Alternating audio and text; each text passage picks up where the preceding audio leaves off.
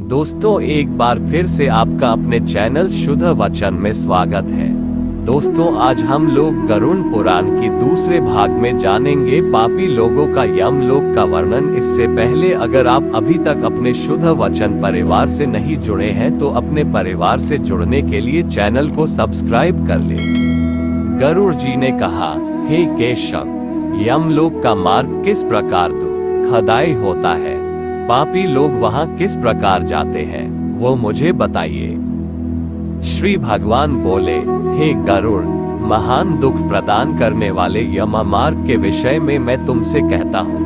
मेरा भक्त होने पर भी तुम उसे सुनकर कांप उठोगे। यम मार्ग में वृक्ष की छाया नहीं है जहाँ प्राणी विश्राम कर सके। उस यम मार्ग में अन्न आदि भी नहीं है जिनसे कि वह अपने प्राणों की रक्षा कर सके। हे खग, वहाँ कहीं जल भी नहीं दिखता जिसे अत्यंत त्रिशातुर वह जीव पी सके। वहाँ प्रलय काल की भांति 12 सूर्य तपते रहते हैं। उस मार्ग में जाता हुआ पापी कभी बर्फीली हवा से पीड़ित होता है तथा कभी कांटे चुभते हैं और कभी महाविषधर सर्पों के द्वारा डसा जाता है। वह पापी कहीं सिंहों, व्याघ्रों और भयंकर कुत्तों द्वारा खाया जाता है, कहीं बिच्छुओं द्वारा डसा जाता है और कहीं उसे आग से जलाया जाता है। तब कहीं अति भयंकर महान अस्यपत्रवन नामक नरक में वह पहुंचता है, जो 2000 योजन विस्तार वाला कहा गया है। वह वन को उल्लू, वटों, पक्षी विशेषों, गीधों, सर्गों तथा डांसों से व्याप्त है। उसमें चारों ओर दावाग्नि व्याप्त है। अस्यपत्र के पत्रों से वह जीव उस वन में छिन्न भिन्न हो जाता है। कहीं अंधे कुएं में गिरता है, कहीं विकट पर्वत से गिरता है, कहीं छुरे की धार पर चलता है तो कहीं कीलों के ऊपर चलता है। कहीं घने अंधकार में गिरता है, कहीं उग्र भय उत्पन्न करने वाले जल में गिरता है, कहीं जोंकों से भरे हुए कीचड़ में गिरता है तो कहीं जलते हुए कीचड़ में गिरता है। कहीं तपी हुई बालुका से व्याप्त और कहीं धधकते हुए ताम्रमय मार्ग, कहीं अंगार की राशि और कहीं अत्यधिक धुएं से भरे हुए मार्ग पर उसे चलना पड़ता है। कहीं अंगार की वृष्टि होती है, कहीं बिजली गिरने के साथ शिलावृष्टि होती है, कहीं रक्त की, कहीं शस्त्र की और कहीं गर्म जल की वृष्टि होती है, कहीं खारे कीचड़ की वृष्टि होती है। मार्ग में कहीं गहरी खाई है, कहीं पर्वत शिखरों की चढ़ाई है और कहीं कंदराओं में प्रवेश करना पड़ता है। वहाँ मार्ग में कहीं घना अंधकार है तो कहीं दूर से चढ़ी जाने योग्य शिलाएं हैं, कहीं मवाद, रक्त तथा विष्ठा से भरे हुए तालाब हैं।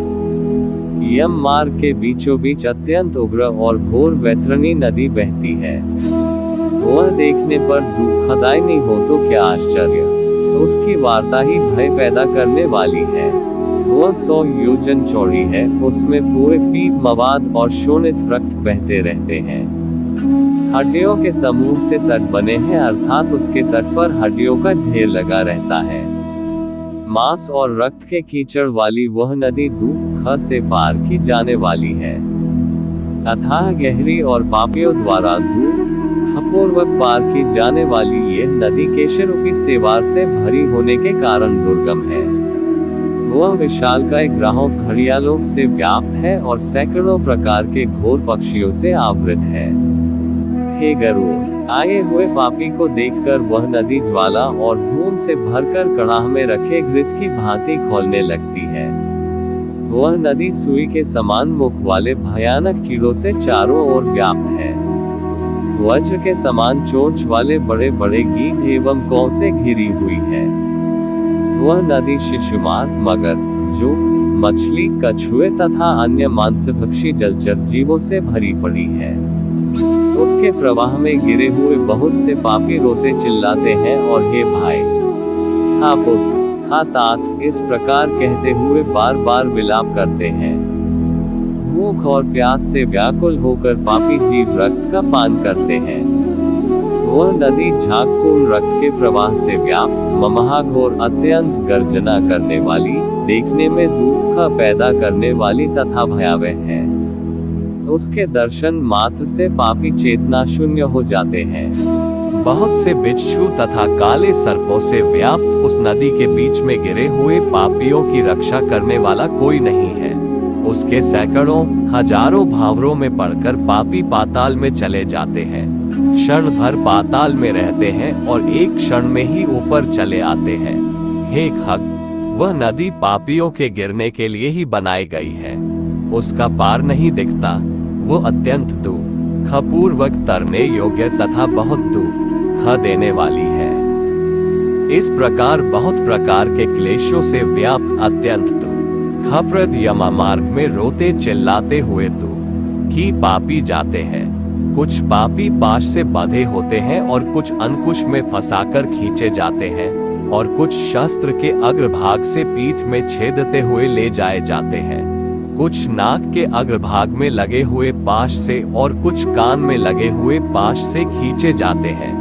कुछ काल पाश से खींचे जाते हैं और कुछ कौं से खींचे जाते हैं। वे पापी गर्दन, हाथ तथा पैर में जंजीर से बंधे हुए तथा अपनी पीठ पर लोहे के भार को ढोते हुए मार्ग पर चलते हैं। अत्यंत घोर यमदूतों के द्वारा मुद्गरों से पीटे जाते हुए वे मुख से रक्त वमन करते हुए तथा वमन किए हुए रक्त को पुनः पीते हुए जाते हैं। उस समय अपने दुष्कर्मों को सोचते हुए प्राणी अत्यंत ग्लानि का अनुभव करते हैं और अतीव दुखित होकर यमलोक को जाते हैं। इस प्रकार यम मार्ग में जाता हुआ वह मंदबुद्धि प्राणी हा पुत्र हा पौत्र इस प्रकार पुत्र और पौत्रों को पुकारते हुए हाय हाय इस प्रकार विलाप करते हुए पश्चाताप की ज्वाला से जलता रहता है। वह विचार करता है कि महान पुण्य के संबंध से मनुष्य जन्म प्राप्त होता है, उसे प्राप्त कर भी मैंने धर्माचरण नहीं किया। यह मैंने क्या किया? मैंने दान दिया नहीं, अग्नि में हवन किया नहीं, तपस्या की नहीं, देवताओं की भी पूजा की नहीं, विधि विधान से तीर्थ सेवा की नहीं। अतः हे जीव, जो तुमने किया है उसी का फल भोगो। हे देही, तुमने ब्राह्मणों की पूजा की नहीं, देव नदी गंगा का सहारा लिया नहीं, सत्पुरुषों की सेवा की नहीं, कभी भी दूसरे का उपकार किया नहीं। इसलिए हे जीव, जो तुमने किया है अब उसी का फल भोगो। मनुष्यों और पशु पक्षियों के लिए जलहीन प्रदेश में जलाशय का निर्माण किया नहीं। गौ और ब्राह्मणों की आजीविका के लिए थोड़ा भी प्रयास किया नहीं। इसलिए हे देही, तुमने जो किया है उसी से अपना निर्वाह करो। तुमने नित्य दान किया नहीं, गौ के दैनिक भरण पोषण की व्यवस्था की नहीं, वेदों और शास्त्रों के वचनों को प्रमाण माना नहीं, पुराणों को सुना नहीं, विद्वानों की पूजा की नहीं। इसलिए हे देही, जो तुमने किया है उन्हीं दुष्कर्मों के फल को अब भोगो। नारी जीव भी पश्चाताप करते हुए कहता है, मैंने पति की हितकर आज्ञा का पालन किया नहीं, पातिव्रत्य धर्म का कभी पालन किया नहीं और गुरुजनों को गौरवोचित सम्मान कभी दिया नहीं। इसलिए हे देही, जो तुमने किया उसी का अब फल भोगो। धर्म की बुद्धि से एकमात्र पति की सेवा की नहीं और पति की मृत्यु हो जाने पर वहन प्रवेश करके उनका अनुगमन किया नहीं, वैधव्य प्राप्त करके त्यागमय जीवन व्यतीत किया नहीं। इसलिए हे देहन, जैसा किया उसका फल अब भोगो। मास पर्यंत किए जाने वाले उपवासों से तथा चांद्रायण व्रतों आदि सुवितीर्ण नियमों के पालन से शरीर को सुखाया नहीं। पूर्व जन्म में किए हुए दुष्कर्मों से बहुत प्रकार के दुखों को प्राप्त करने के लिए नारी शरीर प्राप्त किया था। इस तरह बहुत प्रकार से विलाप करके पूर्व देह का स्मरण करते हुए मेरा मानव जन्म शरीर कहाँ चला गया, इस प्रकार चिल्लाता हुआ वह यम मार्ग में चलता है। हे तार्क्ष्य, इस प्रकार 17 दिन तक अकेले वायु वेग से चलते हुए 18वें दिन वह प्रेत सौम्यपुर में जाता है। उस रमणीय श्रेष्ठ सौम्यपुर में प्रेतों का महान गण रहता है। वहाँ पुष्पभद्रा नदी और अत्यंत प्रिय दिखने वाला वट वृक्ष है। उस पुर में यमदूतों के द्वारा उसे विश्राम कराया जाता है। वहाँ दुखी होकर वह स्त्री पुत्रों के द्वारा प्राप्त सुखों का स्मरण करता है।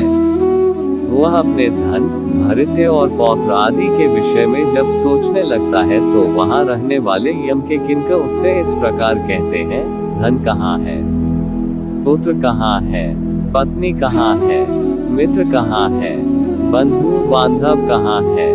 हे मूढ़, जीव अपने कर्मोपार्जित फल को ही भोगता है, इसलिए सुदीर्घ काल तक इस यम मार्ग पर चलो।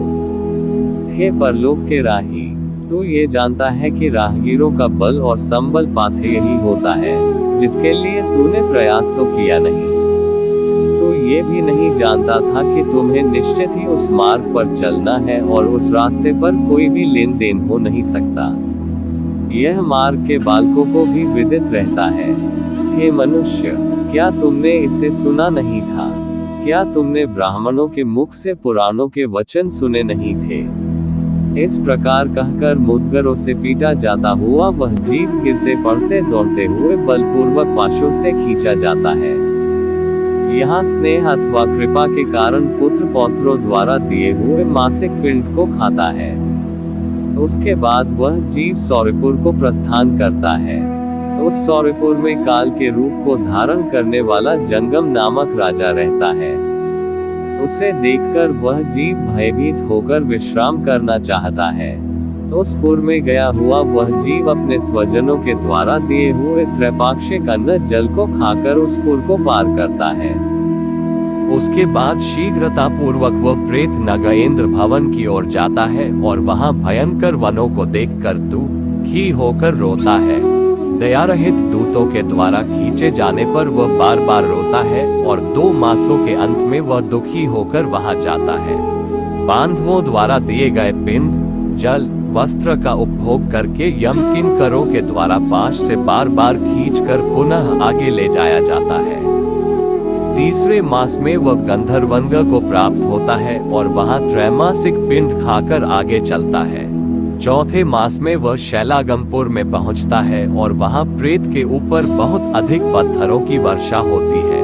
वहां चौथे मासिक पिंड को खाकर वह कुछ सुखी होता है। उसके बाद 5वें महीने में वह प्रेत क्रौंचपुर पहुंचता है।